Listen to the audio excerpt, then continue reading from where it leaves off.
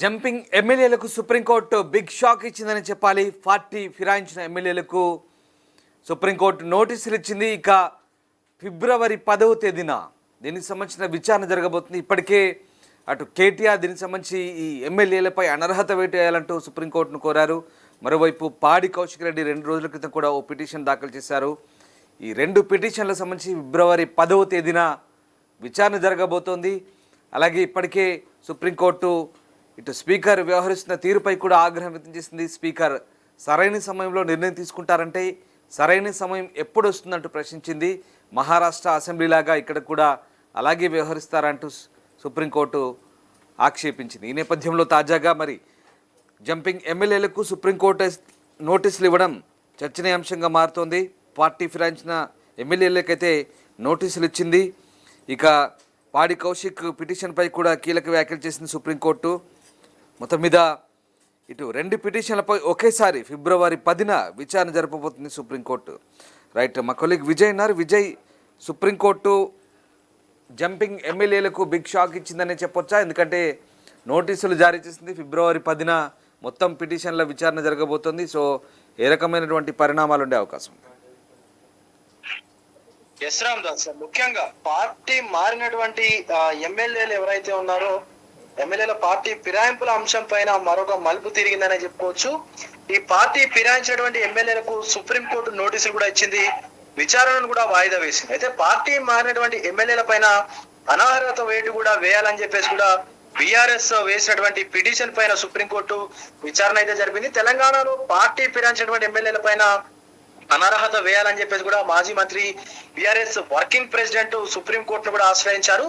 కేటీఆర్ దాఖలు చేసినటువంటి పిటిషన్ పైన కూడా ఈ రోజు జస్టిస్ బిఆర్ గవాయ్ అలాగే జస్టిస్ వినోద్ చంద్రన్ల ధర్మాసనం అయితే విచారణ జరిపింది. బీఆర్ఎస్ తరఫున సీనియర్ న్యాయవాది ఆర్య రామసుందరం వాదనలు కూడా వినిపించారు. అలాగే ఇదే వ్యవహారం పైన కూడా గతంలో దాఖలైనటువంటి పిటిషన్ కు కేటీఆర్ వేసినటువంటి పిటిషన్ ను జత చేసింది ధర్మాసనం.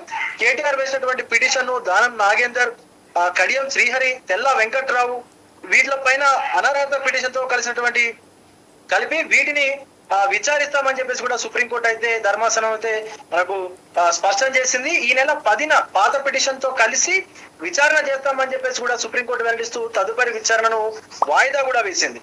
అయితే తెలంగాణలో పార్టీ ఫిరాయించినటువంటి ఎమ్మెల్యేలకు సుప్రీంకోర్టు నోటీసులు కూడా జారీ చేసింది. గూడెం మహిపాల్ రెడ్డి, కాలే యాదయ్య, పండ్ల కృష్ణమోహన్ రెడ్డి, ప్రకాష్ గౌడ్, డాక్టర్ సంజయ్ కుమార్, అరికపూడి గాంధీ, పోచారం శ్రీనివాసరెడ్డిలకు నోటీసులు కూడా జారీ అయ్యాయి ధర్మాసనం నుంచి.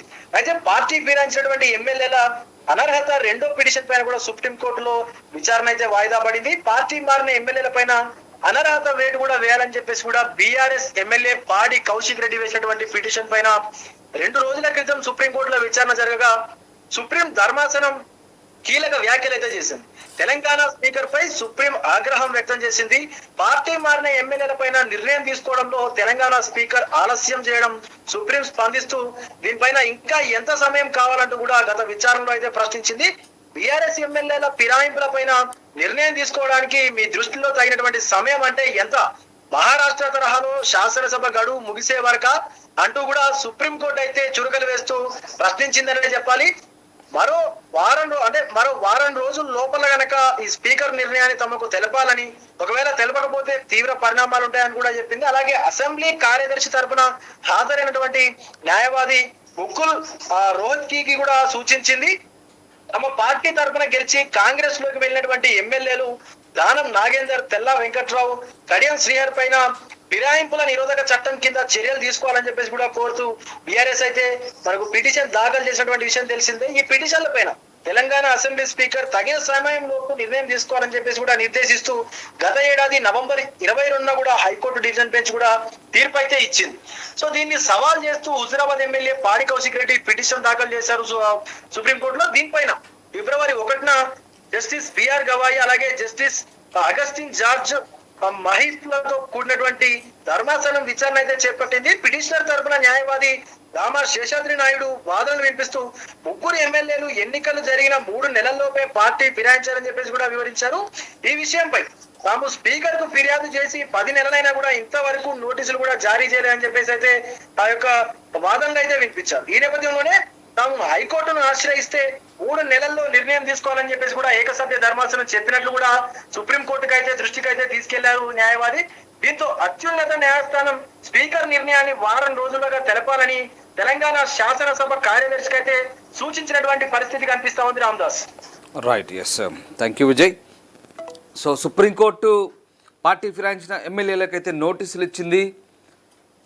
సుప్రీంకోర్టులో బీఆర్ఎస్ ఎమ్మెల్యేలకి మరోసారి చుక్కెదురైంది. ఒక రకంగా ఇటు పార్టీ ఫిరాయింపుదారులకైతే దడపుడుతోంది. మొత్తం మీద ఫిబ్రవరి 10న 2 పిటిషన్ సంబంధించిన విచారణ అయితే ఎదుర్కోబోతున్నారు.